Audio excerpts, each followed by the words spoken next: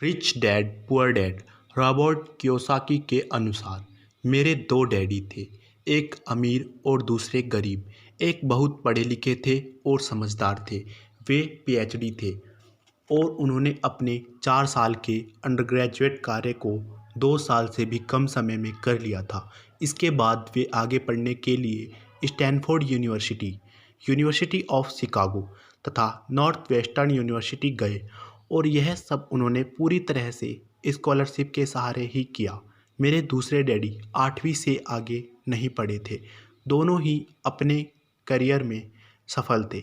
दोनों ने ज़िंदगी भर कड़ी मेहनत की थी। दोनों ने ही काफ़ी पैसा कमाया था, परंतु उनमें से एक पूरी ज़िंदगी पैसे के लिए परेशान होता रहा। दूसरा हवाई के सबसे अमीर आदमियों में से एक बना। एक के मरने पर उसके परिवार, चर्च और ज़रूरतमंदों को करोड़ों डॉलर की दौलत मिली। दूसरा अपने पीछे कर्ज छोड़कर मरा। मेरे दोनों डैडी के इरादे पक्के, चमत्कारी और प्रभावशाली थे। दोनों ने मुझे सलाह दी, परंतु उनकी सलाह एक सी नहीं थी। दोनों ही शिक्षा पर बहुत जोर देते थे, परंतु उनके द्वारा सुझाए गए पढ़ाई के विषय अलग अलग थे। अगर मेरे पास केवल एक ही डैडी होते तो मैं या तो उनकी सलाह मान लेता या फिर उसे ठुकरा देता। चूंकि सलाह देने वाले दो थे, इसलिए मेरे पास दो विरोधाभासी विचार होते थे, एक अमीर आदमी का और दूसरा गरीब आदमी का। किसी भी एक विचार को सीधे सीधे मान लेने या न मानने के बजाय मैं उनकी सलाहों पर काफ़ी सोच करता था, उनकी तुलना करता था और फिर खुद के लिए फैसला किया करता था। समस्या यह थी कि अमीर डैडी अभी अमीर नहीं थे और गरीब डैडी अभी गरीब नहीं थे। उदाहरण के तौर पर एक डैडी कहते थे, पैसे का मोह ही सभी बुराइयों की जड़ है, जबकि दूसरे डैडी कहा करते थे, पैसे की कमी ही सभी बुराइयों की जड़ है।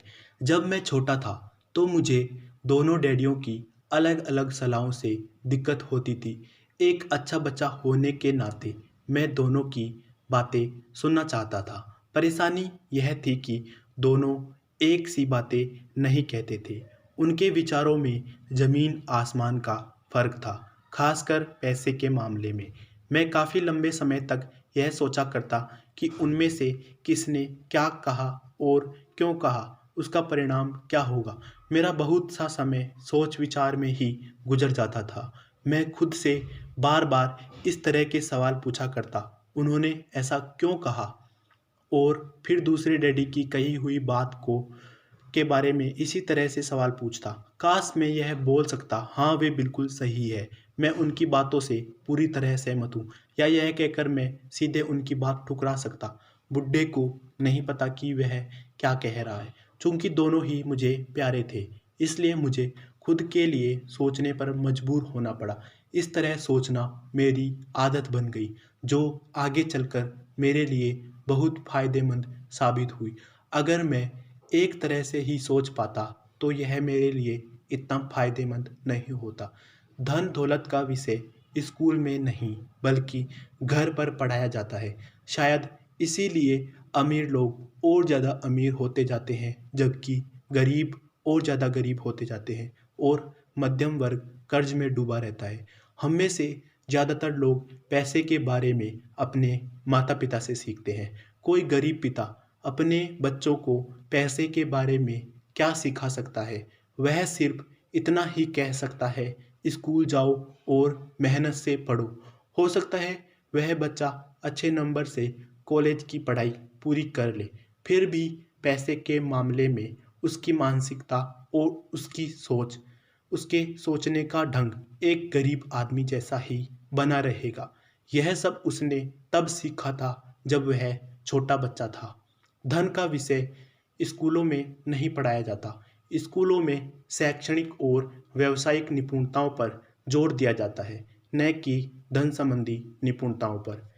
इससे यह साफ हो जाता है कि जिन स्मार्ट बैंकर्स, डॉक्टर्स और अकाउंटेंट्स के स्कूल में अच्छे नंबर आते हैं, वे जिंदगी भर पैसे के लिए संघर्ष क्यों करते हैं? हमारे देश पर जो भारी कर्ज लदा हुआ है वह काफ़ी हद तक उन उच्च शिक्षित राजनेताओं और सरकारी अधिकारियों के कारण है जो आर्थिक नीतियां बनाते हैं।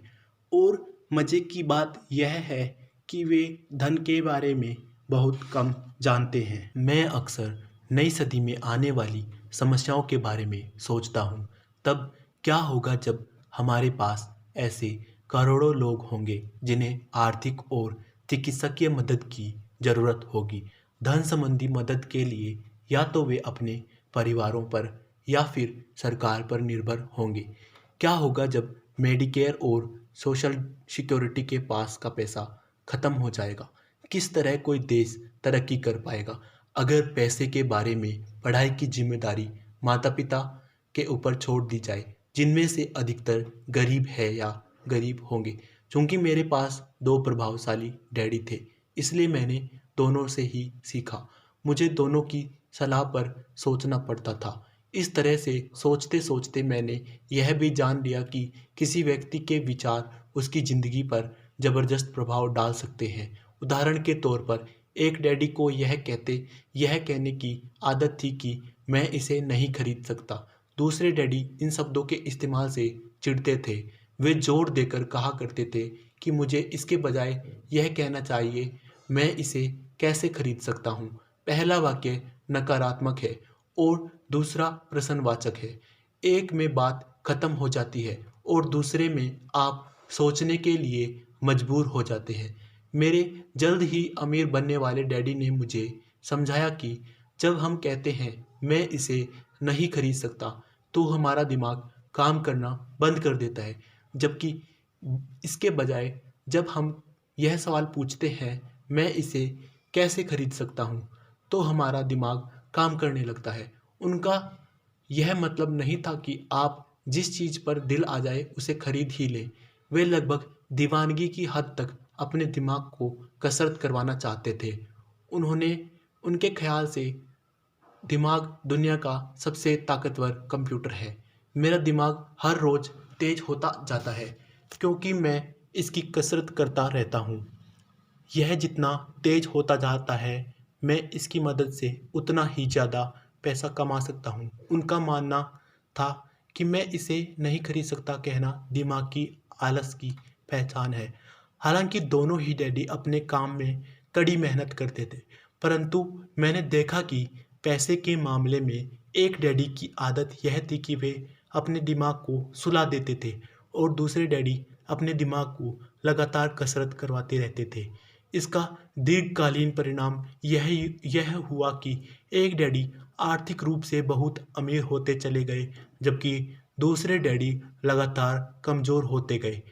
इसे इस तरह से समझे कि एक व्यक्ति हर रोज़ कसरत करने के लिए जिम जाता है, जबकि दूसरा व्यक्ति अपने सोफे पर बैठकर टीवी देखता रहता है। शरीर की सही कसरत से आप ज़्यादा तंदुरुस्त हो सकते हैं और दिमाग की सही कसरत से आप ज़्यादा अमीर हो सकते हैं। आलस्य से स्वास्थ्य और धन दोनों का नुकसान होता है।